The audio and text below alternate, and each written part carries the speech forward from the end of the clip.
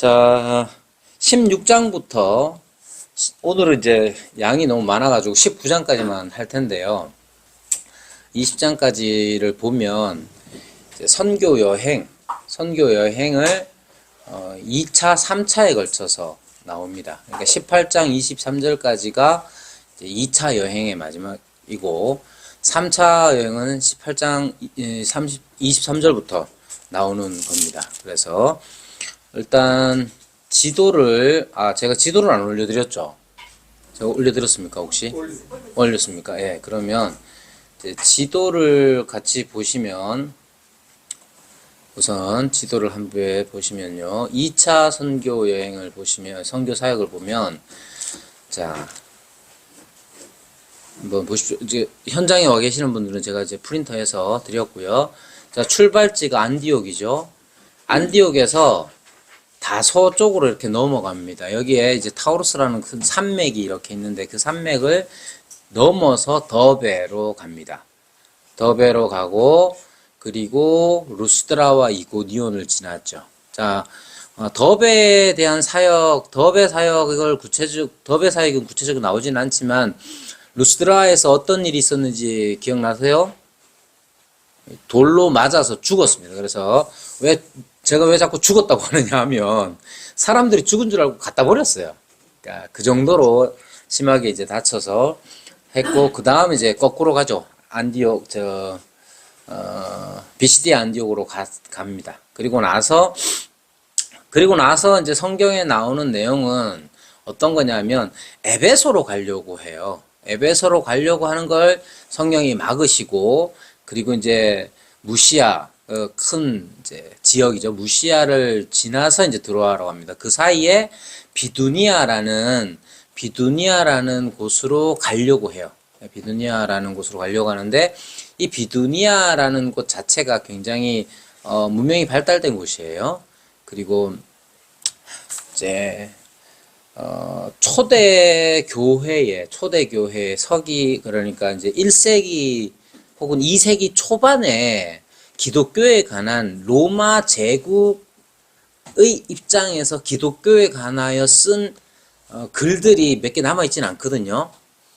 그 중에 플라니우스라는 이 비두니아의 총독으로 간 사람이 황제에게 보고한 문서가 있는데 그 문서에 기독교에 대해서 이 사람들 이 파당에 대하여서 이렇게 얘기하는 것들이 나옵니다. 그 플라니우스의 그 총독 관할지가 어디냐면 비두니아예요. 그만큼 비두니아는 굉장히 중요하고 중요할 뿐만 아니라 이 지역 자체가 굉장히 문명화된 지역이기 때문에 그곳으로 바울이 가려고 했던 겁니다. 근데 이제 안 돼서 드로아로 갔다가 그 다음 이제 드로아에서 배를 타고 네아폴리 그리고 빌립보. 네아폴리는 이제 빌립보 성의 항구라고 생각하시면 되고요. 빌립보로 갔다가 여기 이제 빌립보에 이 로마로 향하는 아주 중요한 가도가 있습니다. 도로가 있습니다. 로마 제국이 깔아놓은 에그나티아 그 가도가 있는데 이게 굉장히 중요한 역할을 합니다. 그래서 이 길을 따라서 데살로니카까지 가게 되는데, 예. 요렇게 이제 쭉 하는, 그래서 이제 베레아로 갔다가, 그 다음 이제 데살로니카 거쳐서 베레아 갔다가, 베레아에서 이제 내려와가지고, 아덴으로 갔다가, 고린도 갔다가, 고린도에서 에베소 갔다가 다시 배 타고, 이제 가이사라로 오는 게 2차 선교 여행입니다. 2차 사역입니다. 자, 그렇게 보시면 되고요. 전체적으로는 그렇습니다. 자, 전체적으로는 그렇고 그 다음에 이제 함께 볼 거는 자, 그러면 2차 선교 사역의 동기와 시작이 어떻게 되느냐 하면 예루살렘 공회의 결정이 가져온 열매를 지금 15장에서 말하고 있어요. 예루살렘 공회에서 핵심적으로 중요한 건 뭐냐면 예루살렘 공회가 왜 생겨났느냐 하면 예루살렘에서 온 사람들, 이 사람들은 스스로를 예루살렘 교회의 지도적 역할을 했던 야고보, 여기 야고보는 예수님의 동생 야고보입니다. 야고보가 보내서 왔다. 그러면서 야고보의 권위를 빌어서 안디옥에 내려와서 뭘 가르치느냐 하면 모세의 할례를 받아야만 된다라고 가르치기 시작합니다. 만약에 모세 할례를 받아야만 된다고 했을 때 그 받아야만 되는 이유가 뭐냐면 함께 유대인들과 함께 교제하기 위해서는 필요하다는 거예요. 왜? 유대인들에게 있어서 할례는 정결, 하나님 앞에서 정결에 있어서 중요한 역할을 했기 때문에 그걸 요구하는 거예요. 그리고 이건 한편으로 아주 좋게 생각하면 유대인들이 이방인과 함께 교제를 하기 위해서, 즉 교제의 핵심은 어떤 거냐면 함께 먹는 거란 말이에요. 함께 먹는 교제를 하기 위해서는 이 유대인들이 생각할 때 이방인들은 부정한 사람들이기 때문에 깨끗해져야 한다고 생각하는 거예요. 그래서 할례를 요구하는 겁니다. 좋게 생각하면. 물론 이게 이제 나쁘게 해서 할례 안 받으면 구원 없어 이렇게 얘기하면 그거는 복음에 어긋나는 일이죠. 그래서 갈라디아서를 통해서 많이 싸웁니다. 아주 핵심적으로. 자, 그래서 이 예루살렘 공회의 결정이 중요합니다. 그래서 15장 31절에 보면 읽고 그 위로한 말을 기뻐하더라. 누가 그랬겠어요? 이 편지를 받는 예루살렘 공회의 결정을 편지로 받는 사람들이 결국 교회가 결정한 것 자체가 예루살렘 교회가 공회로 모여서 결정한 것이 지교회들 혹은 그 교회들에게 기쁨을 가져왔다는 사실이 중요합니다.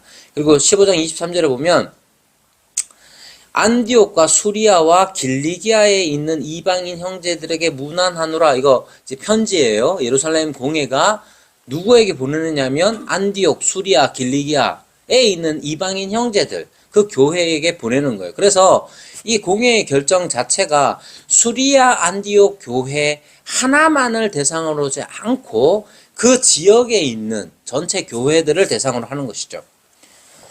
신약에서 교회라고 부르면 갈라디아 교회, 고린도 교회 그러면 그 지역 전체를 이야기하는 겁니다. 그러면 우리로 보면 이런 거예요. 동흥교회 그러면 동흥교회가 교회 신약에서 사용되는 의미로서의 교회가 아니고 원래는 경북노회 그러면 경북에 있는 교회들 전체를 얘기하는 거예요. 그래서 마치 그런 거예요. 고린도 교회 그러면 고린도 노회처럼 그 지역 전체 교회를 의미하는 거고, 그럼 동흥교회나 그의 나라 교회는 뭐냐 하면 지교회, 가지지자를 써서 그 교회의 가지다 이렇게 여기는 겁니다. 자, 이런 마인드가 필요한 게 뭐냐면 늘상 교회 그러면 내가 지금 속해 있는 이 지교회만을 생각하고 우리 교회 그러면 맨날 그것만 생각하는 건 성경에서 말하는 교회 개념과 좀 떨어져 있죠. 그래서 이제 좀 더 넓게 보시는 게 필요하다. 따라서 안디옥 교회의 주요한 사역자였던 바나바와 바울은 자신들이 복음을 전해서 세워진 교회들에도 이 기쁨을 가져다 줄 것으로 이 편지가, 이 공회의 결정이 기쁨을 가져다 줄 것으로 예상을 했습니다. 그래서 15장 36절에 보면 우리가 주의 말씀을 전한 각 성으로 다시 가서 형제들이 어떠한가 방문하자라고 하는 것이죠. 이게 뭐냐? 제2차 선교 사역, 바울의 선교 사역의 이유입니다. 그러자 이제 어떤 일이 일어납니까? 바나바와 바울이 심히 다투어 피차 갈라섰습니다. 자, 심히 다투어 피차 갈라섰다 하는 말이 대단히 이제 뭐 시험 들 필요가 없어요. 자, 여러분 이제 책 중에 이제 선한 분노, 악한 분노라는 책이 있어요. 이 책에 보면 분노에 대해서 다루는데, 여러분 분노를 하면 될까요? 안 될까요? 대부분 이렇게 물으면 안 돼요 라고 말한단 말이에요. 근데 이제 그 책에서는 분노라는 것이 무엇을 드러내느냐 하면 내가 옳게 여기는 게 무엇인지를 드러낸다는 거예요.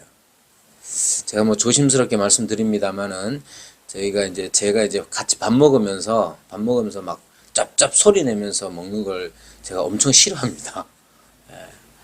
혹시나 식사 같이 하게 되면 이제 하여튼 신경 써주세요. 자, 내가 이제 누구랑 밥 먹는데 아, 내가 막 짜증이 나. 그건 뭐냐 하면, 식사할 때는 그러면, 저는 이제 할아버지 할머니한테 그렇게 배웠거든요. 이제 할아버지 할머니한테 그렇게 배웠기 때문에, 제가 어려서부터 이제 막 혼나면서 이렇게 익힌 거라 가지고, 그 이제, 제가 뭐, 물론 그렇다고 이제 누구랑 같이 먹는데 막 쩝쩝거리고 그러면, 혼자서 그냥 스트레스 받아하지, 뭐, 대놓고 얘기 안 합니다. 대신 이제 집에 가면 이제 애들이 그렇게 한다 그러면 막, 야! 그러고 이제 막, 그러긴 하지만. 그러니까 겁내지 마시고. 자, 우리가 어떤 일에 분노한다는 건 내가 어떤, 기준을 가지고 있다는 거예요. 자, 여기 바나바와 바울이 서로 심히 다퉜어요. 왜 다퉜냐? 이 사람들이 성격이 별로네? 이런 차원이 아니라 각자가 가지고 있는 기준이 달랐다는 거예요. 그래서 마가 요한의 동행 여부로 다툼이 일어났는데 이거 옳지 않다. 마가 요한을 데리고 가는 게 옳지 않다라고 하는 것이 지금 바울이 가지고 있는 올바름을 드러내는 겁니다. 그러면 바나바는 어떨까요? 바나바가 가지고 있는 올바름이라는 게 있는 거예요. 그럼 둘 다 가지고 있는 가치의 기준이 다른 것이라서 이런 일이 생겨났는 것이니까 너무 이 사람들을 아이고 못났네 할 필요가 없어요. 왜? 이 일들을 통해서, 이 다툼을 통해서 바울은 신라와 함께 여행을 떠나게 됩니다. 선교 사역을 시작하게 되는 것이죠. 그럼 신라는 어떤 사람이냐 하면 예루살렘 공회의 결정을 전달할 임무를 받아가지고 안디옥에 왔어요. 그리고 그는 선지자로서 형제를 권면하여 굳게 했다고 15장 32절에서 말하고 있습니다. 뿐만 아니라 신라라는 사람은 16장 37절 38절에 보면 로마 사람인 것으로 추정할 수 있습니다. 로마의 시민권을 바울이 주장할 때 우리가 로마 시민권자인데 막 이렇게 막 말한단 말이에요. 그때의 그 일행 중에 신라가 있었으니까 그렇게 추정할 수 있겠다. 그리고 바나바와 마가가 구브로로 갔기 때문에 원래 1차 선교 사역은 구브로에서부터 시작하잖아요. 바나바가 그리로 갔기 때문에 이제 반대로 가는 거죠. 반대로 타우루스 산맥을 넘어가지고 그렇게 갑니다. 그래서 한 다툼과 하나님의 인도를 생각할 때 다툼 자체는 악한 것이라기보다는 두 사람의 가치를 드러내는 것으로 이해하면 되고 이러한 다툼을 통해서 하나님께서 당신의 일을 이루어 가신다. 그리고 뭐 다툼 자체가 하나님의 뜻을 이룬다고 생각하는 건 우리 이제 죄악된 본성에 의하면 이게 핑계 삼을 때가 많거든요. 뭐 집사님이랑 막 다퉜는데 하나님의 뜻이 이루어지겠구나 이러면 안 돼요. 그런 의미가 아니라 이제 좀 더 크게 보자는 겁니다. 그래서 이제 빌립보 16장에는 주로 빌립보 사역에 대해서 말하고 있습니다. 자, 근데 이 빌립보 사역이 등장하기 전에 이게 거꾸로 가면 지도를 보시면 안디옥에서 위로 이렇게 가면 육로를 통해서 이전에 사역했던 곳으로 가는 제일 먼저 등장하는 곳이 바로 더베입니다. 더베와 루스드라를 하는데 1절에 보면 루스드라에 이르러서 디모데가 여기에 이제 합류를 하게 되죠. 디모데에 대해서 뭐라고 말하냐면 제자다 이렇게 말을 합니다. 예, 제자고 아버지는 헬라인이고 어머니는 유대인입니다. 믿는 유대인. 그럼 언제 믿었겠어요? 1차에 루스드라에서 사역했을 결과로서 아마 이 어머니가 믿게 됐죠. 디모데 후서에 보면 어머니 이름이 뭡니까? 유니게로 나오죠. 그러면 이제 뭐 요즘은 이제 이런 말 잘 안 쓰는데 이제 혼혈이잖아요. 혼혈이면 아버지는 헬라인이고 엄마는 유대인이야. 그럼 이 아들 디모데는 유대인이겠어요? 헬라인이겠어요? 유대인이에요. 왜? 엄마가 유대인이면 유대인이에요. 그거 중요합니다. 자, 엄마가 유대인이기 때문에 이 유대인이에요. 그리고 루스드라와 이고니온에 있는 형제들에게 칭찬을 받는 사람이고 데리고 떠나골자 합니다. 왜 데리고 가려고 했을까요? 사역이 필요했기 때문일 거예요. 어떤 면에서 필요했을까? 그럼 이제 디모데전 후서나 이렇게 살펴보시면 되고 신실하게 디모데는 계속해서 등장을 합니다. 그러니까 바울 이 2차, 1차도 마찬가지지만 2차에 바울이 선교 사역을 할 때에 바울 혼자만 한 게 아니에요. 여러 사람이 등장을 하는데 그 중에 대표적으로 실라와 디모데가 등장을 합니다. 디모데가 바울 사역에 필요하다고 판단했기 때문인데 그 바울이 사역을 하려고 했던 게 뭐냐 하면 지금 1차적으로는 자기가 1차에 사역했던 이 갈라디아, 이 지역, 더베, 루스드라, 비시디아, 안디옥 이런 쪽에 교회를 다시 방문해서 지금 이제 예루살렘 공회가 결정한 내용들을 전달하고 그 위에 굳게 서게 하기 위해서 디모데가 필요했다는 거예요. 자, 대부분 1차에서 여러분 1차뿐만 아니라 2차도 마찬가지지만 바울이 어느 지역에 갔다. 그럼 맨 처음에 등장하는 게 뭐예요? 유대인의 회당이에요. 그러니까 유대인의 회당에서 구약 말씀을 가지고 예수 그리스도를 증언하는 일을 한단 말이에요. 유대인의 회당에 가서 사역을 했기 때문에 유대인 출신들, 유대교 출신들 신자들이 있다고요. 그 사람들에게 걸림돌이 되지 않게 하기 위해서 할례를 행하는 겁니다. 왜냐하면 엄마는 유대인이고 아빠는 헬라인이야. 그러면 유대인들이 어떻게 생각하냐면 쟤는 유대인 교육을 받았을 거야. 그랬는데 할례를 안 받았네? 이건 뭐예요? 이거는 이도저도 아닌 회색 분자거나 아니면 심지어 심하게 말하면 이 사람은 유대인으로 엄마가 유대인이니까 유대인으로 태어났는데 얘를 할례를 안 해서 그럼 이건 변절자다 이렇게 되는 거예요. 그러니까 이 변절자가 와가지고 뭐 교회 사역을 한다 그러면 얼마나 유대교 출신들이 얼마나 힘들겠어요. 그렇기 때문에 그는 이제 할례를 하게 됩니다. 결국 바울은 복음 전파를 가장 중요한 가치로 두었다는 것을 볼 수가 있죠. 자, 여러 성으로 다녔다라고 16장 4절 디모데가 합류한 사역은 여러 성으로 다녔다라고 말해주고 있고요. 그리고 이 사역은 예루살렘 공회의 결과를 주어 지키게 한 것으로 볼 수가 있습니다. 자, 그러면 그 결과가 어떠하냐? 16장 5절에 어떻게 말합니까? 이에 여러 교회가 믿음이 더 굳건해지고 수가 날마다 늘어갔다. 이렇게 얘기를 합니다. 자, 그래서 이 일들이 한편으로 생각하면 이러한 결과를 위해서 바울 일행의 사역뿐만 아니라 예루살렘 공회의 결정, 편지로 전달되죠. 이것이 역할을 했다고 볼 수가 있는 것이죠. 신약, 우리가 하나님의 말씀으로 받고 있는 이 신약의 문서들이 있죠. 문서라고 표현하는 게 좀 조심스럽습니다만 일단 이거 책이니까 이 신약 문서들이 하나님의 말씀입니까? 라고 물으면 예, 우리는 그렇게 대답합니다. 그럼 이게 어떻게 하나님의 말씀입니까? 물어보면 대답을 잘 못하잖아요. 그죠?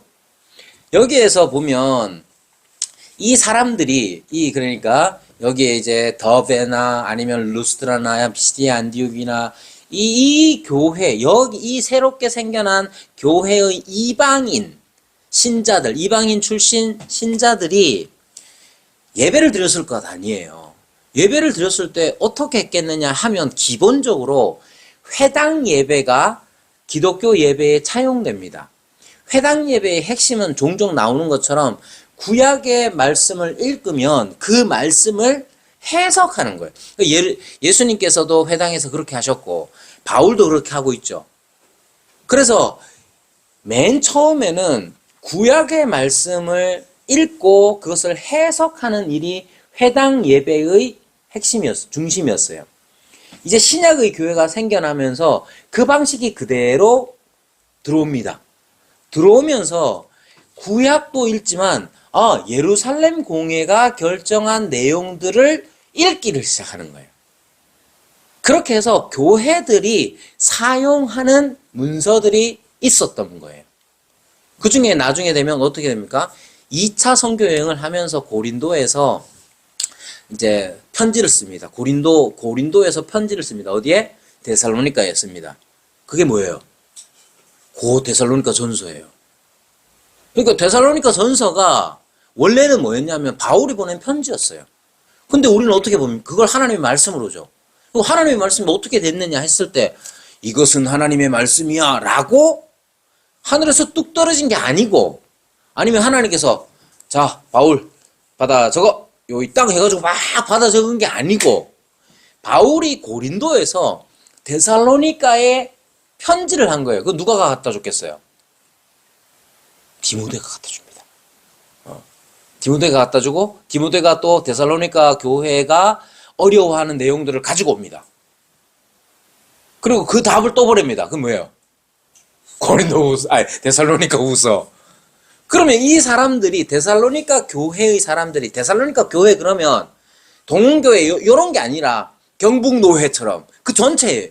그러니까 고린도에서 보내온 데살로니가 교회를 향한 편지들을 이것은 바울의 편지입니다 라고 예배 시간에 그것을 읽고 받들어 읽고 그 의미에 대해서 다시 한번 생각하는 것이 신약 교회의 예배에 중요한 역할을 했던 거예요. 그리고 한 교회만 그런 게 아니라 주위의 교회들이 그걸 돌아가면서 봤던 거예요. 그렇게 하면서 이것은 바울이 쓴 편지지만 우리가 하나님의 말씀처럼 받아들이게 됨으로써 결국은 교회들이 사용하는 편지들이 27개, 신약 27권이 되는 거예요. 그렇게 해서 신약이 정경화가 되는 겁니다.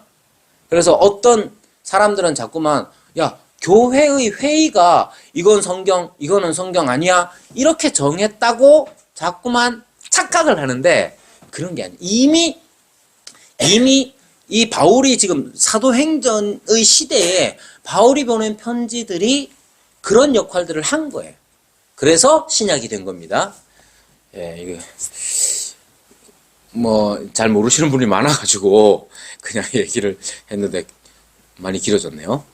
자, 빌립보로 가는데 빌립보로 가는 길이 순탄치가 않아요. 6절 보시면 16장 6절 보면 성령이 아시아에서 말씀을 전하지 못하게 하시거늘, 이 말이 뭐겠어요?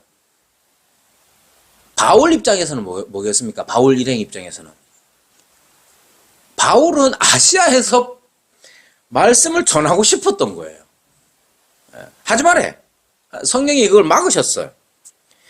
그들이 부르기아와 갈라디아 땅으로 다녀가 무시아 앞에 이르렀다. 여러분 지도 한번 보시면 부르기아가 어디 있고 갈라디아가 어디 있습니까? 그 중간을 쫙 이렇게 통과하는 거예요. 통과할 때 비두니아라도 가려고 했다고 그러죠. 그러니까 비두니아는 북쪽에 있잖아요. 그러니까 그 윗길로 이렇게 오다가 저 비두니아라는 저 도시들도 이제 아주 큰 도시들도 있으니까 저리로 가볼까 했는데 그것도 이제 막으시는 거예요. 어떻게 막았겠습니까? 뒤에 가서 잠깐 얘기를 하겠지만 하려고 했는데 잘 안 되는 거예요. 그걸 무조건 이건 하나님의 뜻이야 이렇게 말하는 게 아니라 결국 자기가 최선을 다하지만 하나님께서 안 되게 하시는 일을 최종적으로 성령께서 막으셨다라고 누가가 적고 있을 수도 있습니다. 아니면 직접적으로 성령께서 환상이나 계시를 통하여서 그렇게 하셨을 수도 있죠. 근데 구체적인 건 안 나와 있잖아요. 안 나와 있지만 하나님의 뜻이 있다는 사실을 뒤에 가면 잠깐 보도록 하고요. 자, 여기에 드로아가 나오는데, 드로아는 이 드로아 바로 가까운 곳에 뭐가 있느냐 하면 아주 유명한 도시가 있습니다. 트로이가 있습니다. 트로이와 드로아가 똑같은 도시는 아니지만 거의 같은 지역에 있다고 생각하면 됩니다. 여기 이제 드로아에서 환상을 보게 되죠. 마게도냐 한 사람이 마게도냐로 건너와서 우리를 도우라 이렇게 봅니다. 그럼 바울의 반응이 뭐냐? 여러분, 이 바울의 반응이 어떤 거냐면 환상을 봤어요. 그럼 어떻게 해야 됩니까? 무조건 가야지 이게 아니라 바울은 어떻게 하냐면 하나님이 저 사람들에게 복음을 전하라고 우리를 부르신 줄로 인정했다 이렇게 얘기해요. 그러니까 환상 여러분 제가 오늘도 어떤 사람 얘기해 자기 꿈에 벌이 막 자기한테 막 달라붙었대요. 그럼 알고 싶죠? 왜 알고 싶습니까? 이게 복권을 사야 되는 건지 아닌지, 로또를 사야 되는 건지 아닌지 궁금한 거야. 그죠? 여러분, 환상이라는 것은 실제에 일어난 일은 아니잖아요. 그죠? 그래서 그 신비한 어떤 일들이 벌어졌어. 그럼 이게 신비하기 때문에 무조건 따라야 된다는 게 아니고, 바울은 이것은 어떤 의미일까를 다시 생각한 거예요. 이게 사람이 늘 이렇습니다. 벌이 막 꿈에 나와도 이게 무슨 뜻일까를 궁금해 하는데, 하나님께서 뭔가를 보여주셨다 했을 때도, 그러면 하나님의 뜻이 무엇일까를 찾는 거예요. 그렇게 해서 이제 빌립보로 가게 되는 겁니다. 여기에, 자, 보세요. 에베소를 가려고 했는데 하나님이 막으셨다. 왜 그랬을까? 제가 여기다 써놨습니까? 자, 써놨네요. 자, 3차 사역에서는 에베소가 핵심입니다. 에베소가 핵심인데, 지금 하나님께서는 에베소로 가려고 하는 바울을 막으시고, 건너뛰고, 저쪽, 여기 중간에 있는 게 에게해인데, 에게해 서쪽으로 보내세요. 보내셔가지고, 지금의 유럽 쪽을 향하게 하십니다. 그게 2차 선교 사역이고, 3차는 뭐냐 하면, 3차는 한번 쭉 돈 다음에 에베소에서 있어요. 그러면 에베소를 딱 중심으로 놓고 보면 1차가 동쪽에서 1차 사역을 했던 거예요. 2차는 에베소 중심으로 서쪽에서 했어요. 그리고 에베소라는 도시 자체가 굉장히 상업도시로 항구도시로서 이제 아주 중심적인 역할을 하는 거예요. 그러니까 딱 중심에 마지막에 3년 동안 제일 오래 사역합니다. 3년 동안 거기에 있으면서 오고 가는 사람들에게 전체적으로 영향을 미칠 수 있는 일들을 하는 거죠. 그러니까 지금 당장 에베소로 가고 싶었는데 하나님이 막으셨어. 왜 막으셨는지 이유를 적어놓지는 않아. 이유를 알지 못하지만 하나님이 막으셨고 다른 곳으로 인도하셨어요. 근데 그 다른 곳에 순종하여서 사역을 다 마치고 나중에 보니까 에베소는 1차 사역과 2차 사역의 한 중간에 있으면서 양쪽으로 다 영향을 미칠 수 있는 곳이었어요. 그리고 거기에 가장 오랫동안 거기에 있게 하셨. 자, 그래서 사역적인 면에 있어서의 효율성이 더 향상되었다고 할 수가 있는 겁니다. 자, 빌립보라는 성은 어떤 성이냐면 마게도냐 지방의 첫 성이요 로마의 식민지다 이렇게 말하는데, 빌립보는 누가가 정확히 로마의 식민지라고 부르는 유일한 성입니다. 굉장히 상징적인 성이고, 이건 이제 로마의 식민지라는 건 다른 의미가 아니라 이건 로마다 이렇게 생각하시면 돼요. 여기에 뭐 역사적으로 보면 뭐 아주 유명한 전쟁들이 벌어집니다. 카이사르가 이제 원로원 의원들에 의해서 살해를 당하잖아요. 살해의 주축이 누구냐면 브루투스입니다. 그래서 섹스피어가 이제 브루투스 너마저, 이 유명한 섹스피어의 어, 만든 문장이 있는데, 이 브루투스와 마지막 옥타비아누스, 이제 카이사르의 양아들이죠. 먼 친척인데 양아들인 이 옥타비아누스, 나중에 아우구스투스 황제가 되는데, 이 옥타비아누스와 브루투스가 최종적으로 한판 마지막에 벌리는 데가 어디냐? 빌립보예요. 그래가지고 거기서 승리를 거둔 옥타비아누스가, 야, 여기를 이제 로마의 첫 식민지로 삼자 해가지고 거기에 로마의 군인들을 거기다 다 내려놓는 거죠. 그 빌립보, 유럽 쪽에서 보면 이쪽 끝이잖아요. 이쪽 끝에 그쪽까지 에그라티아 그 가도를 설치를 하고 이제 하는 겁니다. 그만큼 이 빌립보라는 성 자체가 굉장히 로마적인 것들이 강한 거예요. 자, 여기에 유대인 회당이 없지요. 유대인 회당이 없어요. 유대인 회당은 남자 10명만 있으면 돼요. 남자 10명만 있으면 유대인 회당을 만드는데 남자 10명이 없어요. 유대인 남자 10명이. 그런 성이 어디냐? 빌립보예요. 쉽지 않았겠죠? 근데 여기에 누가 등장하느냐? 자, 일단 빌립보 16장에는 중요한 등장인물 3명이 나옵니다. 누굽니까? 루디아, 그 다음 귀신 들린 점치는 여종, 그 다음 빌립보 감옥의 간수, 이 세 명이 등장하는데, 첫 번째로 이제 루디아를 보면 두아디라 출신이에요. 그리고 이 루디아라는 여자는 뭐 자주장사 뭐 여러 있지만 제일 중요한 건 뭐냐? 유럽의 첫 번째 개종자입니다. 그게 누구냐? 여자. 여자라는 걸 왜 자꾸 말하냐? 여자를 비하하는 게 아니고 그때 당시에 여자는 사실은 사람 수에도 안 들어가는 그런 유대인 전통이에요. 그런 거잖아요. 그럼에도 불구하고 하나님의 교회가 세워진 일에 초석으로 사용되는 것이죠. 자, 그 다음 귀신 들린 여종.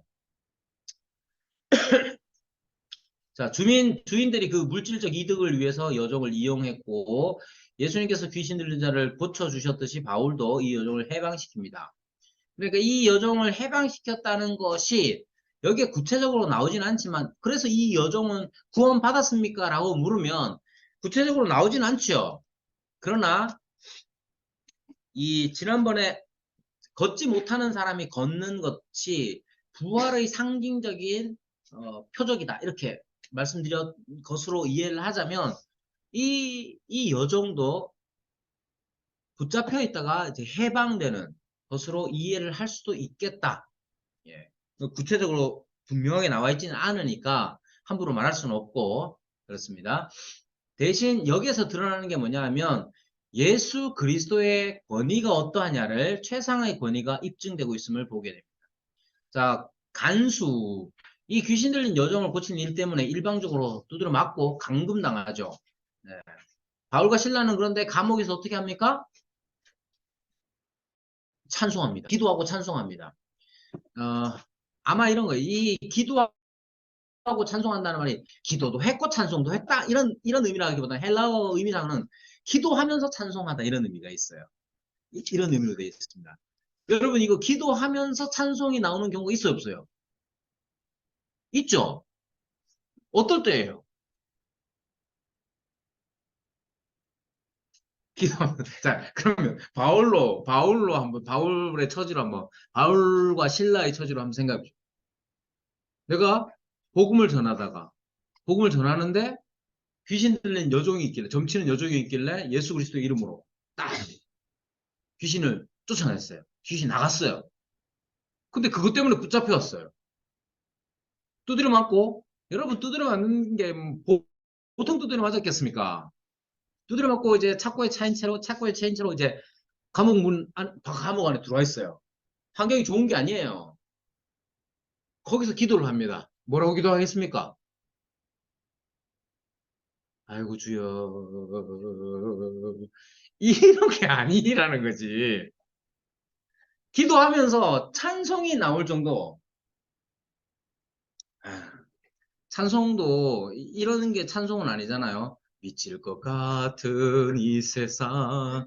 옛날에 이런 복음성가 있었습니다. 왜 모른 척 하세요? 몰라요. 아, 제가 어두운 10대를 보내서 그런지 그런 노래를 많이 부르고 그런 미칠 것 같은 이 세상 뭐 이런 게 있어요. 진짜로. 한번 찾아보세요. 자, 그런 찬송을 했느냐 하면 그런 게 아니라는 거예요. 자, 기도하면서 찬송을 했을 때에 그 기도하면서 찬송은 대단히 감격적인 것이죠.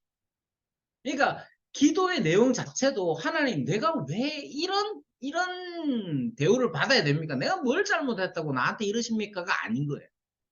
하나님께서 우리를 들어서 이 유럽이라는 개념이 아니죠. 이 빌립보, 로마의 마게도냐의 첫 성이자 로마의 식민지인 여기에 복음을 전하게 하셨다. 하는 이 감격으로서 찬송하면서 기도를 했던 거예요. 근데 25절에 보면 언제 한밤중에 그렇게 했던 거예요. 그리고 뭘 써놓느냐면 죄수들이 듣더라 이렇게 얘기해요. 죄수들이 들었다 하는 이 말이 그냥 써놓은 게 아니에요. 결국 바울과 신라의 이 태도들은 이 죄수들에게 어떤 경외감을 일으킨 것 같아요. 왜 이렇게 예상할 수 있느냐 하면 이후에 지진이 일어나죠. 여러분 지진이 일어난다고 문이 열립니까? 문을 잠가 놨을 낀데 지진이 일어났는데 문이 열리고 자기 채워진 것이 풀어져 버렸어요. 근데 이 바울과 신라만 그런 게 죄수도 다 그렇게 됐어요. 이건 뭐냐? 이 지진이라는 게 그냥 자연 현상이 아니라 하나님께서 일으키신 기적이라는 사실을 알아야 되죠. 자, 그런 기적이 일어났는데 언제 일어났느냐면 한밤중에 바울과 신라가 감옥 안에서 기도하며 찬송했을 때 그 일이 일어났고 그걸 죄수들이 본 거예요. 그걸 들었어. 그러니까 아무 감정, 야들이 뭐 한밤중에 이 카노 이런 게 아니라 도대체 이 사람들은 무엇인가? 도대체 이 사람 그것과 함께 지진과 이 모든 기적들이 일어나니까 경외감에 사로잡히죠. 왜 이렇게 말하냐? 밥 풀어줬는데 안 나가잖아요. 왜 안 나갈까? 이 사람, 이 기적이, 이 지진과 이 기적이 이 사람들과 관련이 있다고 그들이 느낀 거예요. 그러니까 안 나가는 거죠. 자, 그래서 간수가 자기 자결을 하려고 했을 때 네 몸을 상하지 말라. 우리가 다 여기 있노라. 이렇게 말합니다. 왜? 자기가 책임져야 되니까 그런 거예요.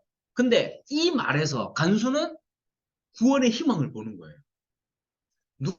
누군가가 내가 죽으려고 할 때에, 내가 죽고 싶어 할 때에, 죽어 마땅하다고 여길 때에, 네 몸을 상하게 하지 말아라. 라는 이 말이, 너는 살 수 있다. 라는 걸로 들릴 수 있죠. 그러니까 이 사람이 내가 어떻게 해야 구원을 얻겠습니까? 라고 묻는 거예요. 그러니까 하나님께서는 이 간수를 구원하시기 위하여서 바울의 그 감격으로 말미암는 기도와 그 찬송을 사용하시고 또한 제수들의 마음을 주장하셔서 결국은 한 사람, 빌립보의 한 간수의 집을 구원하시는 것이죠. 이것이 16장에 나와 있는 내용이고 이 세 사람은 빌립보에 전해진 복음이 어떤 사람들에게 역사하는지 대표적으로 보여주고 있습니다. 자, 17장. 자, 17장은 데살로니가, 베레아, 아덴이 나옵니다. 데살로니가에는 유대인 회당이 있죠. 그리고 새 안식일에 성경을 가지고 강론했다. 이렇게 말합니다. 근데 여기 이제 특징이 뭐냐 하면 그리스도가 해를 받고 죽은 자 가운데서 다시 살아나야 할 것을 이라고 증언하면서 그리고 이제 이 예수가 곧 그리스도다 이렇게 얘기를 해서 그리스도와 예수를 구분해서 설명을 합니다. 그리스도가 이러이러한 분이다 라고 먼저 설득을 시켜요. 이해를 시키고 바로 예수가 그분이다 이렇게 얘기를 하는 거예요. 왜 이러냐면 유대인들은 자기들만의 메시아관을 가지고 있었습니다. 자기들만의 메시아관이라는 게 어떤 거냐면 쉽게 얘기하면 메시아가 능력이 있는 존재인데 하나님은 아니어야 돼요. 그 능력 있는 존재로서 하나님은 아니어야 된다는 게 이 사람들의 큰 메시아관이기 때문에 고난을 당한다는 게 이 사람들에게는 어려워요. 그리고 이제 메시아관의 이교적 요소들도 좀 있습니다. 이런 것들은 이런 거죠. 이제 이교적 요소라는 게 뭐냐면 로마의 프로메테우스 같은 이 신화에 보면 프로메테우스 같은 사람이 나오는데 이 사람은 결국 신이 되거든요. 결국 반신적인 영웅, 세미갓, 반신적인 영웅과 같은 존재로 메시아를 생각하는 거예요. 자, 따라서 그리스도와 예수를 분리해서 전달하다가 바로 이 예수가 그리스도다라고 반응하는 겁니다. 반응은 어땠냐면 경건한 헬라인의 큰 무리와 적지 않은 귀부인도 바울과 신라를 따르게 되었고, 그리고 야손 형제들을 아니죠. 자, 유대인들은 시기하여 불량한 사람들을 데리고 때를 지어 성을 소동하게 했다고 말합니다. 그리고 박해 이유가 그 소동의 결과는 이제 박해가 일어나는데 가이사의 명을 거역하여 말하되 다른 임금 곧 예수라는 이가 있다 이렇게 얘기를 해요.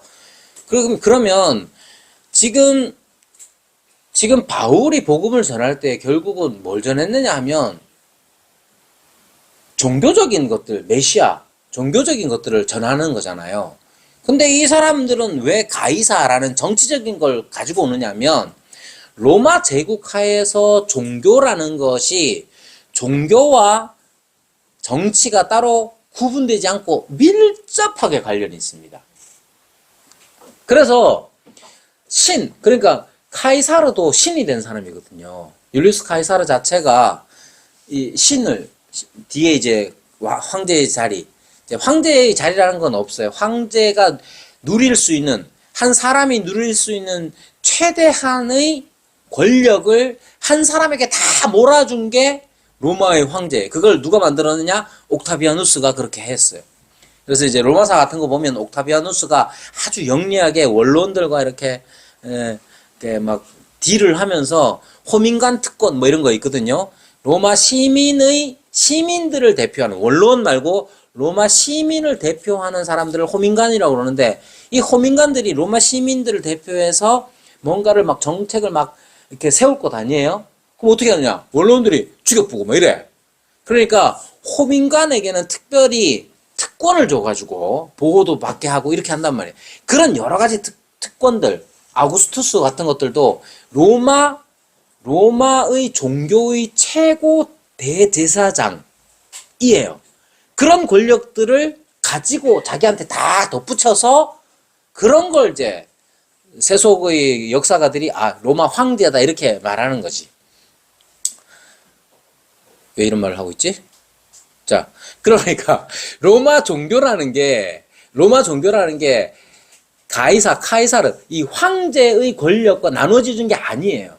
그래서 이제 분명히 종교적인 이야기를 하고 있는 건데 이 사람들은 정치적인 것으로 예수를 갖다 몰아가지고 이 바울을 지금 어렵게 만드는 겁니다.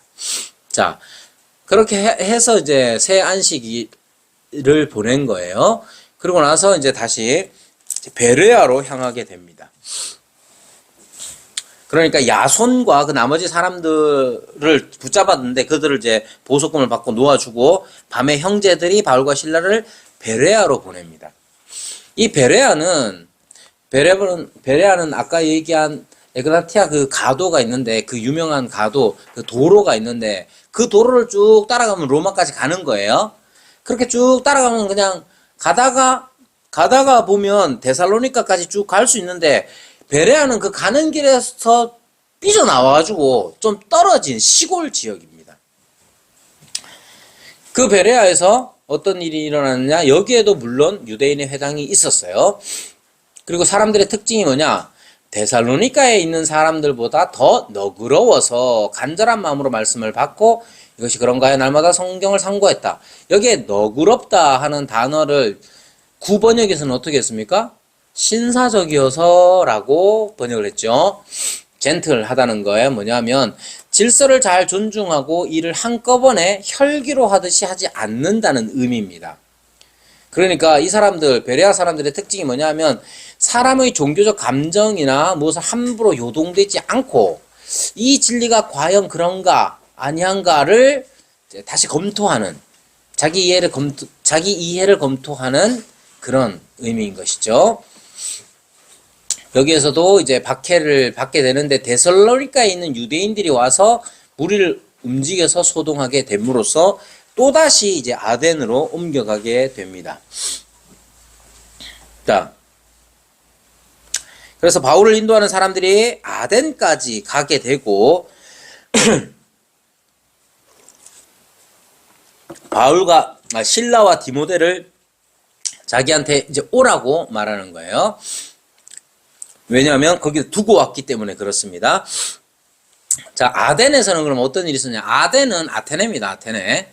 다 잘 아시겠지만 아테네고 여기에서 이제 바울, 실라와 디모데를 기다리고 있죠. 기다리면서 뭘 받느냐? 우상이 가득한 것을 보게 됩니다. 그리고 변론을 하게 되는데 회당에서 유대인과 경건한 사람들과 이제 잘못 적었습니다. 변론을 하게 됩니다. 여기에 이제 등장하는 학파가 에피크로스 학파와 스토아 학파입니다. 스토아라는 것은 이제 주랑 기둥 쭉 이렇게 이어진 그 이제 복도 같은 거 있잖아요. 넓은 거. 그걸 이제 스토아라고 하는데 거기에서 이제 가르치고 배우고 했기 때문에 스토아 학파라고 합니다. 이 만든 사람이 키프로스, 구레네, 구브로의 사이프러스, 구브로의 제논이라는 사람인데요. 이 왜 스토아 학파는 요즘도 인기가 있습니다. 스토아 학파는.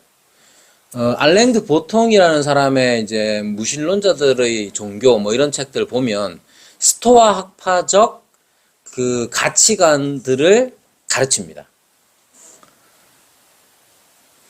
어떤 거냐 하면 자연의 순응에 사는 것을 목표로 삼고 있고요. 인간의 합리적인 능력의 탁월함과 개인적인 자족, 스스로 만족하는 것에 큰 강조를 두고 있습니다. 범신론적인 신학을 추구하고 있고, 이제 핵심은 이거예요. 이제 인간으로서 자연에 순응하여 산다라고 했을 때 그 순응이라는 게 그냥 되는 대로가 아니라 자기가 합리적인 어떤 판단들을 강조합니다. 나중에 이제 보시면 요즘도 이런 스토아 학파적인 가르침들이 유행을 하고 있고요. 에피크로스 학파는 쾌락에 관한 것인데 아타락시아, 그러니까 쾌락이라는 게 어떤 거냐면 막 짜릿짜릿하고 이런 게 아니라 고통이 없는 그런 평온함, 아타락시아 이런 걸 추구하는 거예요. 그래서 이 두 이제 좀 철학 사조들은 지금도 여전히 현대인들에게도 영향을 미칩니다. 이런 사람들이 어디 있었냐? 아테네에 있었던 것이죠. 아레오바고에서 복음을 전하고요. 특징이 뭐냐 하면 거기 내용이 나오는데 구약 인용이 없어요. 왜 그렇겠어요? 그 유대인들이 없어서 그래요. 다 이제 스토아 학파나 에피크로스 학파의 철학자들이 거기 앉아 있기 때문에 일반 은총을 가지고 접점을 삼아서 그들에게 복음을 전합니다. 그럼 반응이 어떠냐? 조롱하기도 하고 다시 듣겠다고 하기도 하고 몇 사람이 믿었다라고 말하는데 특징이 뭐냐면 세례를 베풀었다 하는 언급이 없고 교회를 개척했다는 언급도 없어요. 이 아테네를 비롯해서 고린도 요 지방을 아가야 지방이라고 하는데 이 아가야의 첫 열매에 대해서 뭐라고 말하느냐? 아가야의 첫 열매면 거기서 처음으로 신자가 나왔다는 거잖아요. 그걸 고린도 교회에 둡니다. 고린도전서 16장 15절에 보면 아가야의 첫 열매에 대해서 말합니다. 그러니까 아덴에서는 어떻겠어요? 지금 여러분 아덴과 고린도로 이어지는 이 17장과 18장을 보면 아덴으로 오기까지 계속해서 박해를 당하고 박해를 받아서 피해서 이렇게 오는 거예요. 근데 아덴에서는 자기랑 함께 했던 신라와 디모데가 없어요. 기다리고 있고 보내달라고 하는 거예요. 그런 상황에서 이 철학의 도시 아닙니까? 아테네는. 거기에서 복음을 전하는데 사람들이 제대로 듣지도 않아. 세례자 언급도 없고 교회가 세워졌다는 언급도 없어요. 기분이 어떻겠어요? 마냥 좋지는 않을 것 같아. 그런데다가 자기와 함께 시작했던 디모데도 지금 없고 신라와 디모데도 없고 왜 이걸 얘기하냐? 고린도로 넘어가면서 이러한 감정을 조금 더 느끼시면 좋을 것 같아서 말씀드리는 거예요. 자, 고린도 어떤 거냐면 아가야의 수부 중요한 도시입니다. 굉장히 크고 번성한 도시였고요. 잘 아는 바대로 굉장히 향락적인 도시였어요. 돈이 많고 술에 많이 취해 있고 부패하고 타락한 것으로 유명했던 도시가 어디냐? 고린도입니다. 이거 중요하죠. 왜? 이걸 알아야 고린도전서에 나오는 온갖 추잡한 얘기들을 이해할 수가 있습니다. 여기에서 아굴라, 브리스글라와 아굴라를 만나게 되는데 이 사람은 본도 태생이다. 이제 폰투스인데요. 아까 비두니아 말씀드렸잖아요. 비두니아 옆에 이렇게 흑해 있고 비두니아가 밑에 있고 그 옆에가 폰투스라고 해서 그 지역입니다. 거기 출신이에요. 유대인으로 글라우디오는 클라우디우스 황제를 의미하고요. 로마를 떠나라고 한 것 때문에 아내와 함께 고린도에 오게 됩니다. 생업이 같죠? 천막 만드는 거, 텐트 메이킹을 했던 사람이고요. 유대인 회당에서 강론하고 유대인과 헬라인을 권면합니다. 그리고 신라와 디모데가 마게도냐로부터 내려와서 다시 만나게 됩니다. 바울이 아데네 갔을 때 베레아에 두고 온 신라와 디모데를 속히 보내달라고 합니다. 아데네 있을 동안에 신라와 디모데가 왔어요. 왔는데 바울은 그냥 온 데살로니가나 베레아 교회를 생각하면서 다시 그들을 보냅니다. 이때 디모데와 신라에게 뭘 합니까? 편지를 써서 데살로니가 교회에 보내요. 왜 그렇겠어요?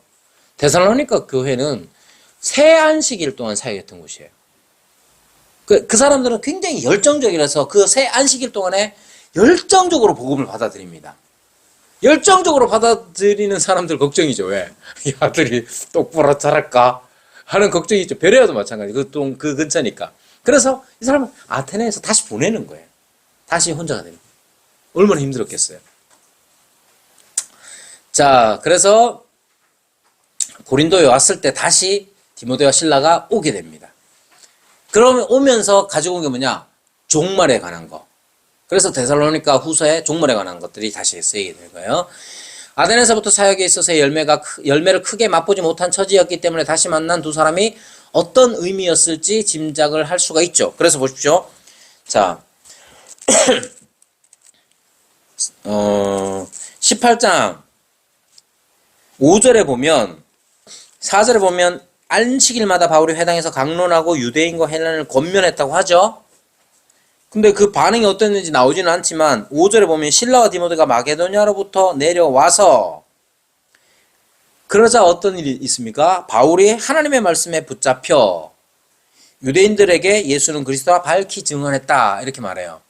이거 뭐 좀 상상력을 덧붙여서 상상을 좀 더 덧붙여서 생각해 보자면 혼자 있었던 이 바울이 힘들고 어려웠겠죠? 근데 신라와 디모데가 같이 옴으로써 더 힘을 얻었던 것 같아요. 그러니까 하나님의 말씀에 붙잡혀 이런 표현들이 있었던 것 아닌가 혼자 상상해 보는 겁니다. 자, 그리고 이제 유대인들은 그렇게 예수를 그리스도로 밝히 증언했지만 유대인들은 대적하여 비방했습니다. 그래서 옷을 털어버리죠. 내가 이제 너희와 상관이 없다 이런 뜻이에요. 다시 한번 이방인에게로 가리라 하는 말씀이 나옵니다. 그리고 회당장 그리스도와 온 지방과 더불어 믿고 수많은 고린도 사람도 듣고 믿어 세례를 받았다라고 표현합니다. 그리고 이때 이제 환상이 주어집니다. 지금 보세요. 지금 환상이 주어지기 전까지 신라와 디모데가 합류를 다시 해서 하나님의 말씀에 붙잡혀 담대히 또 복음을 전합니다. 그러자 유대인들은 잘 안 받아들여요. 비방하고 대적해. 마음이 또 힘들 수 있잖아요. 그러는 중에 고린도 사람들, 그리스도 회당장 그리스도와 온 집안이 믿었을 뿐만 아니라 고린도 사람들이 듣고 믿어서 세례를 받기 시작해요. 많은 사람들이 그렇게 했단 말이에요. 그때 주님께서 어떻게 합니까? 자, 많은 사람이 듣고 믿어 세례를 받았어요. 그 다음 뭘 해야 되겠어요? 이제 또 가야지. 이제 또 가야 될 것 아니에요. 그런 찰나에 주님께서 환상을 보여주셔서 어떻게 합니까? 말씀해 주시죠. 두려워하지 말고 침묵하지 말고 말하라. 내가 너와 함께 있음에 어떤 사람도 너를 대적하여 해롭게 할 자가 없을 것이니 이는 이 성중에 내 백성이 많음이라. 여기에서 보면 지금 사도 바울이 이 말씀만 이렇게 놓고 되짚어 보면 사도 바울이 얼마나 힘들어 했을까를, 그리고 얼마나 주눅들어 했을까. 아테네에서의 그 사역들이 사실 기록된 결과들이 별로 없잖아요. 그런 위축된 상태에서 어쩌면 위축됐을 수도 있죠. 그런 상태에서 고린도가 있는데 이 고린도는 굉장히 돈 많고 돈 많으니까 술 맨날 마시고 흥청망청 쓰고 음란한 그런 엄청나게 큰 도시예요. 대단히 큰 도시란 말이에요. 그런 도시에 와서 복음을 전하는데, 유대인들에게 복음을 전하는데 잘 듣지도 않아. 대적해. 그리고 이제 고린도 사람들이 이제 믿기를 시작했어요. 그럼 여기에서 주님의 뜻이 어떤 거였냐면 여기에서 네가 더 계속해서 하도록 해라. 더 대적이 없게 하겠다. 대적이 없게 하겠다는 말은 뭐예요?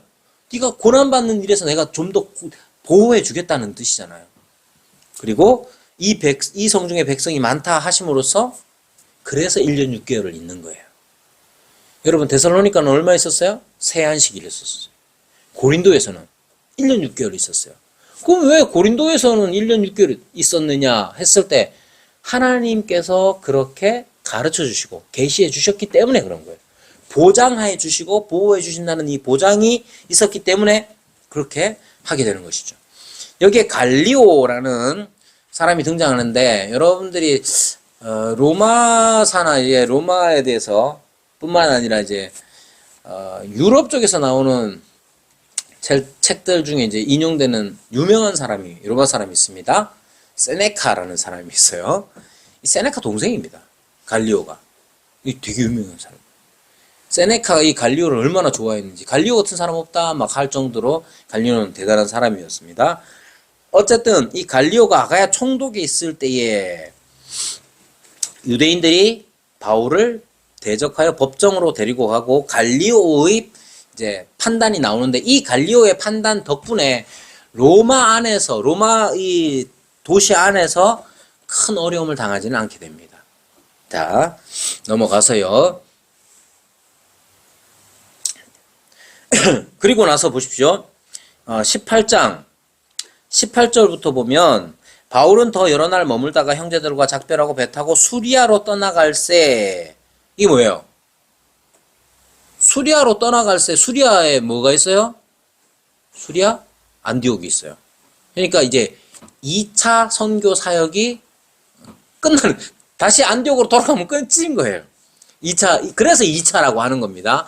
안디옥으로 다시 돌아오면 그게 이제 1차 선교 사역의 끝이고, 다시 안디옥으로 돌아오면 그게 2차 선교 사역의 끝인 거예요. 그래서 요 18절에 보면 이제 돌아갈 계획을 잡죠. 자, 브리슬라와 아굴라도 함께 합니다. 그리고 바울이 일찍이 서원이 있었으므로 갱그리아는 고린도의 동쪽 외항입니다. 거기에서 배 타고 이제 가는 거예요. 어디로 갑니까? 에베소로 갑니다. 에베소는 어떤 곳이에요? 2차 선교 사역을 했을 때 1차로 선교했던 곳을 다 둘러본 다음에 가려고 했던 데가 어디냐? 에베소예요. 그런데 지금 2차 사역이 끝마치는 곳에 안디옥으로 가려고 할 때에 에베소를 거쳐서 가는 거예요. 그러니까 여러분 지도를 보면 알지만 고린도가 이쪽에 있으면 엄청 멉니다. 안디옥까지 가려면 중간에 한번 거치는데 거기가 에베소인 거예요. 에베소에 와서 그들을 거기 머물게 하고, 그러니까 브루스길라와 아굴라를 거기에 머물게 하고 자기는 회당에 들어가 변론을 하죠. 그러자 여러 사람이 더 오래 있기를 청하되, 그렇게 청했습니다마는 허락지 아니하고 가는 거예요. 전에 그렇게 에베소 가려고 했는데 에베소 왔을 때는 이제 가는 거예요. 왜? 바울의 계획이 있기 때문에요. 자기 계획이 안디옥으로 가려고 하는. 그러면서 뭐라고 말합니까? 작별하여 말하이르되 만일 하나님의 뜻이면 너희에게 돌아오리라 하고 배를 타고 에베소를 떠납니다. 하나님의 뜻이 있었겠어요? 없었겠어요? 있어서 3차 선교 사역이 시작되는 거예요. 어디를 중심으로? 에베소를 중심으로. 자, 그래서 가이사랴로 와서 올라가 교회의 안부를 물었다 했을 때 이 교회는 예루살렘 교회입니다. 그리고 안디옥으로 가는 것이죠. 그리고 23절은 이제 3차 사역의 시작이에요. 얼마 있다가 어디에서 얼마 있었겠는가? 안디옥에서 얼마 있었겠죠. 얼마 있다가 떠나 갈라디아, 부르기아, 이거 다 어디예요? 1차에 사역했던 곳이 1차에. 여기 도시가 어떤 도시가 있습니까? 비시디아, 안디옥, 이고니온, 루스드라, 더베. 그러니까 3차는 어떤 것이냐면 1차에 사역했던 1차는 원래 구브로로 섬으로 갔다가 올라가서 버가에서 쭉 올라가서 비시디아 안디옥 갔다가 비시디아 안디옥에서 이쪽에 동쪽으로 이고니온으로 왔다가 이고니온에서 더 안쪽으로 들어가서 루스드라 왔다가 더베. 그리고 거꾸로 더베에서 루스드라, 이고니온, 안디옥, 피시디아 안디옥 다시 내려와가지고 이렇게 오는 거예요. 그게 1차예요. 2차는 산 넘어가가지고 타우루스 산맥 넘어가가지고 더베, 루스드라, 이고니온, 안디옥 이렇게 하고 난 다음에 어디로 갑니까? 쭉 가로질러서 무시아를 가로질러서 들어와러 가가지고 빌립보 갔다가 데살로니가 갔다가 베레아 갔다가 아덴 갔다가 그 다음 고린도 갔다가 그 고린도에서 이제 안디옥으로 가야겠다 하고 배 타고 에베소 왔다가 잠깐 들렀다가 복음을 전하고 거기서 오래 머물러 있기를 요구하자 하나님의 뜻이면 다시 돌아올게 하고 다시 안디옥으로 온 거예요. 얼마 있다가 다시 간 거예요. 어디로? 1차로 사역했던 곳으로 가가지고 쭉 둘러보는 거예요. 그게 이제 3차인 거예요. 그래서 18장 23절이 3차 사역의 시작입니다. 자, 그러면 2차, 여러분들에게는 없는데 제가 이제 다시 올려놓은 거, 얘는 있습니다.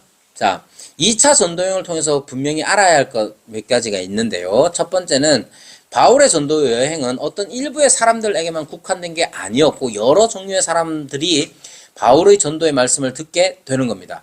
다양한 배경의 사람들에게 말씀이 전해졌고 각각 교회가 세워졌습니다. 자, 빌립보에서는 대표적으로 누구예요? 세 사람 나오죠?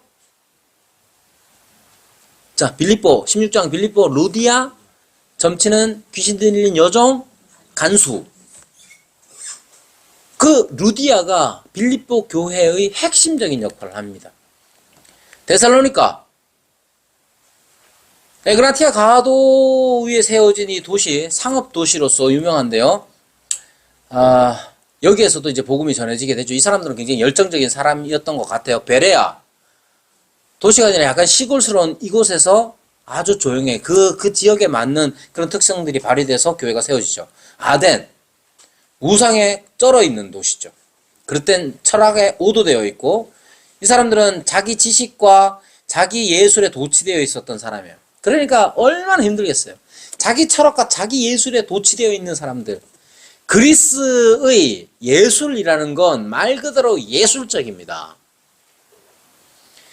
르네상스가 그 고대 그리스의 그 예술을 다시 부흥시키자는 거예요. 그래가지고 르네상스 시대의 특징이 뭐냐? 사람을 좀 더 사람답게, 사람의 미를 강조하는 거예요. 그게 어디서 왔느냐? 헬레니즘에서 왔어요. 고대 그리스 헬레니즘에서 온 거예요. 그러니까 이 아테네는 그 고대 그리스의 헬레니즘 문화의 총화라고 볼 수 있는 거죠. 그러니까 그 도시에 파르테논 신전 같은 거 웅장하고 막 이런 것들을 얼마나 막 사로잡겠어요. 그리고 거기에 사는 사람들, 여러분 서울 사람들이 여기 이 대구로 안 내려올락합니다. 왜? 아유 촌이라고 막. 다 지 땅도 아니면서 그죠? 그 서울이 가지고 있는 그 어떤 뭐 자부심 이런 게 있잖아요. 아테네는 어떻겠어요? 자기 철학과 자기 예술로 꽉 차 있는 사람이니까 복음이 들어가기가 어렵잖아요. 자, 그럼에도 불구하고 거기 어떻게 합니까? 복음이 들어갔잖아요. 물론 세례자가 언급이 안 되고 교회가 세워졌다는 언급 안 됐지만 분명하게 믿음에 대해서 믿는 사람에 대해서 거기 고린도 도덕적으로 부패한 도시죠. 무질서하고 향락적인 도시입니다만은 또한 부유한 도시였습니다. 거기에 건질 사람 많다 이렇게 말씀하시죠. 복음의 적대적인 사람들도 등장하죠. 유대인들입니다. 유대인들은 다른 의미에서 자기 것으로 꽉 차 있어서 그릇된 메시아관으로 꽉 차 있어서 복음이 가르치는 그리스도를 모르는 거죠. 자, 3차 사역 시작. 자, 넘어가서 에베소. 에베소는요, 아시아라고 하는 건 지금 튀르키예 이쪽 서쪽이죠. 이렇게 이쪽 편, 이 유럽 이쪽이 있으면 이쪽 편 대부분이 아시아라고 불리는 겁니다. 그리고 아시아 요한계시록에 보면 7교회 나오죠? 아시아 7교회. 그 안쪽에 있는 거예요. 그쪽에 있는 겁니다. 자, 아시아의 도의 수부, 대도시고요. 독특한 세상적인 요소가 강했습니다. 그래서 교회에 도전하는 내용이 늘 있는 것 감안하여서 교회가 세워지는 거예요. 자, 에베소 인구가 얼마나 되느냐? 22만 정도가 된답니다. 22만 정도가 살았다고 해요. 로마의 군사도로와 상업도로가 통과하는 대로 가운데 있었고 에게해를 면하고 있어서 해변 해양이었습니다. 그래서 상업이 발달한 부자 도시였습니다. 그리고 마술이 굉장히 성행했고요. 그렇기 때문에 그동안 이 에베소에서 특징이 뭐냐? 기적이 일어나죠. 기적. 왜 기적이 일어나느냐? 이 도시 자체가 마술이 성행했던 도시였기 때문에 그래요. 자, 우상을 섬기던 도시였고요. 아르테미스, 아데미 신전.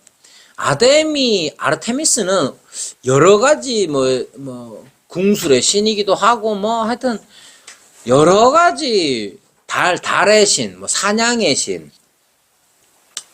많이 있습니다. 야생동물 삼진성, 야생, 자연, 호수, 이 다산의 신이기도 하고, 순결의 신이기도 하고, 아르테미스가 로마 신으로 이름을 탈바꿈할 때 뭐냐면, 다이아나입니다. 다이아나. 그 이름, 다이아나 많이 있잖아요. 그 다이아나가 이 아르테미스입니다. 그러니까 여러분들 영어 이름 지을 때, 정 아르테미스, 정 다이아나 이렇게 짓지 마세요. 정 마리아. 여기 이제 아볼로의 제자들이 나오는데, 아볼로의 가르침을 받았던 사람들이 등장을 하죠. 여기 이제, 아볼로가 고린도에 있을 때 바울이 윗지방에 다녀와서 에베소에 와서 어떤 제자들을 만난다 했을 때 아볼로의 제자라고 직접적으로 나타나지는 않지만 이제 그렇게 생각할 수가 있을 것 같아요. 자, 이 사람들은 어떤 사람이냐? 제자라고 했기 때문에 제자는 신약 사도행전에서 예수님의 제자를 뜻하는 겁니다.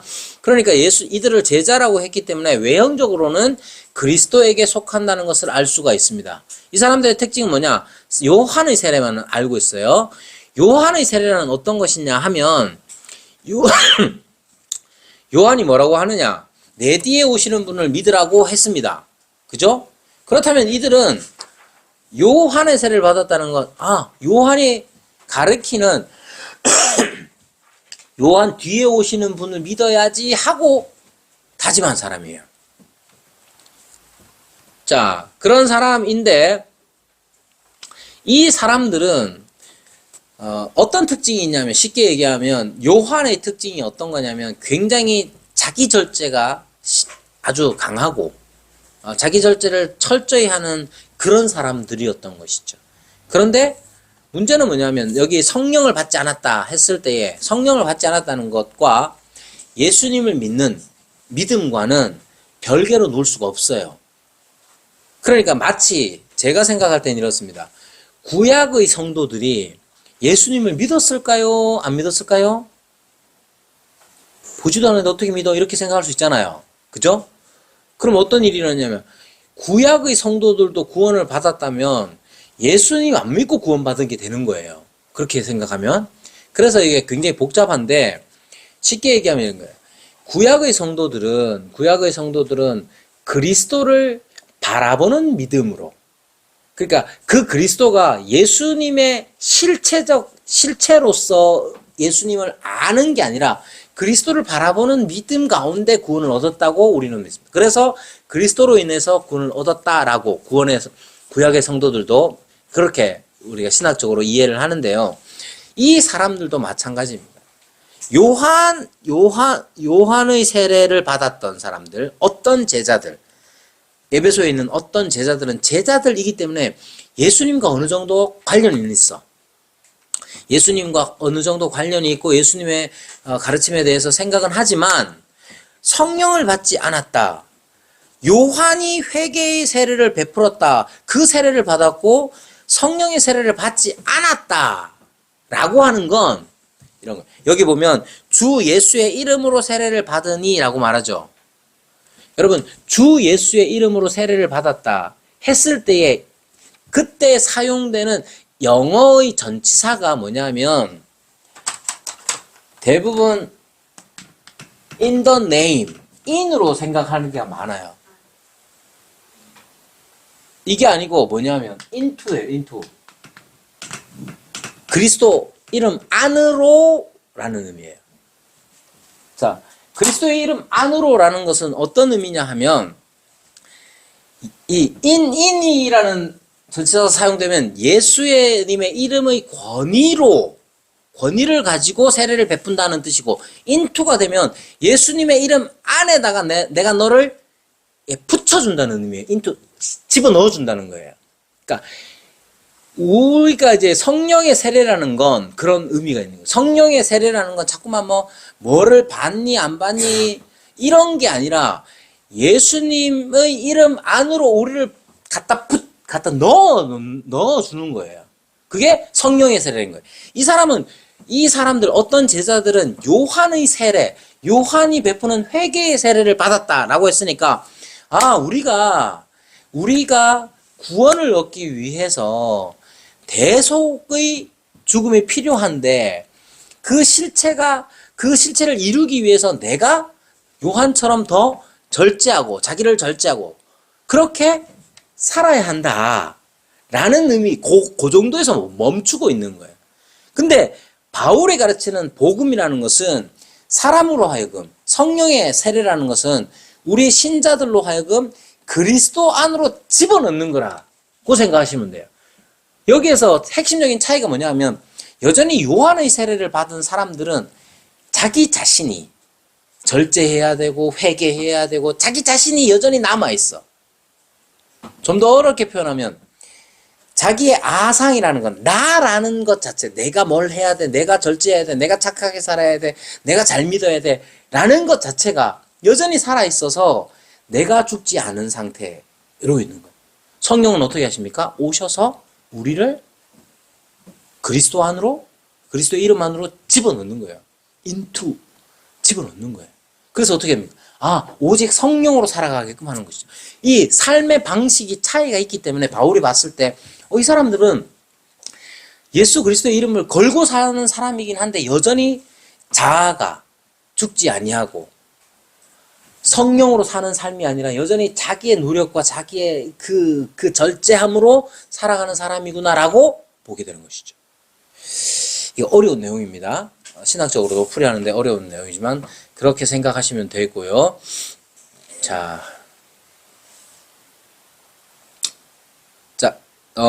가서 에베소에서의 바울 사역의 특징은 회당에서 석 달 동안 가르치다가 비방이 일어나자 두란노 서원에서 가르치게 됩니다. 얼마 동안?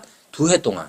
그러니까 2해 동안이고 그 전에 석 달 하니까 사람들은 이제 3년 정도 생각하는 거죠. 3년 동안 에베소에서. 그럼 결과가 어떠냐? 아시아에 있는 사람들에게 그 영향력을 미치게 되는 것이죠. 앞서 말씀드린 대로 12절에 보면 놀라운 능력이 나타납니다.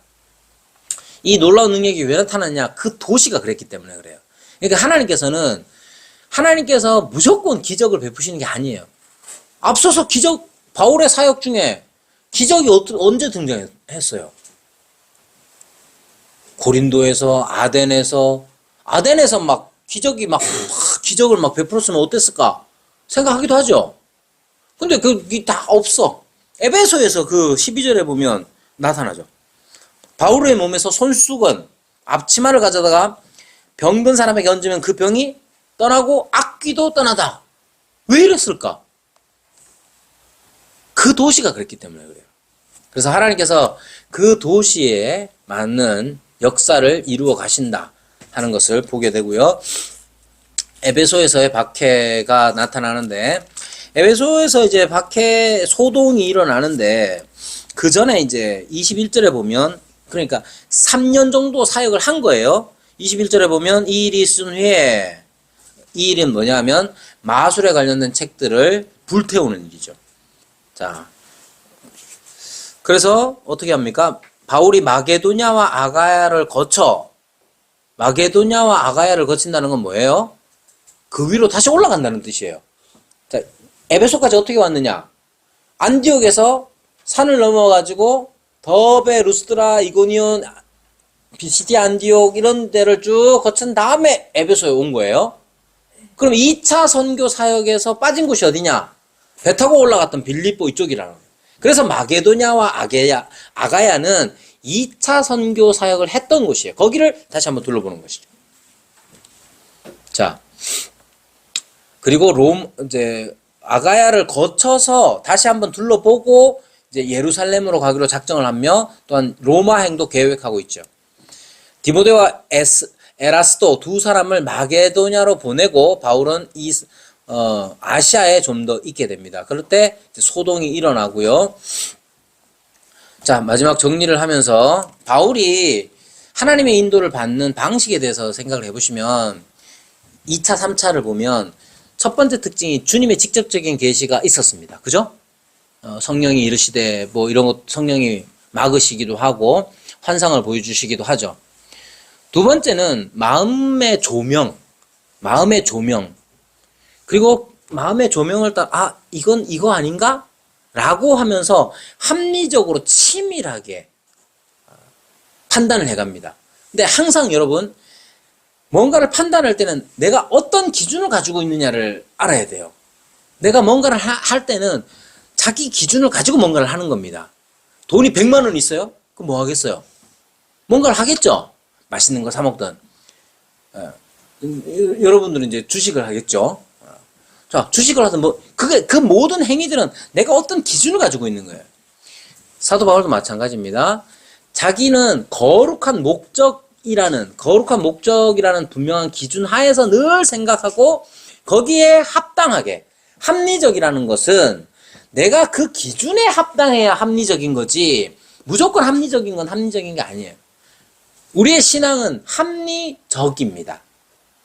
합리주의는 뭐냐? 이성에 합치는 것만 옳다고 생각하는 거고 우리는 합리적이라고 했을 때 우리가 하나님의 거룩한 목적에 맞게끔 늘 생각하고 판단하는 게 합리적인 신앙이에요. 우리는 합리적 신앙을 가지고 있어야 돼.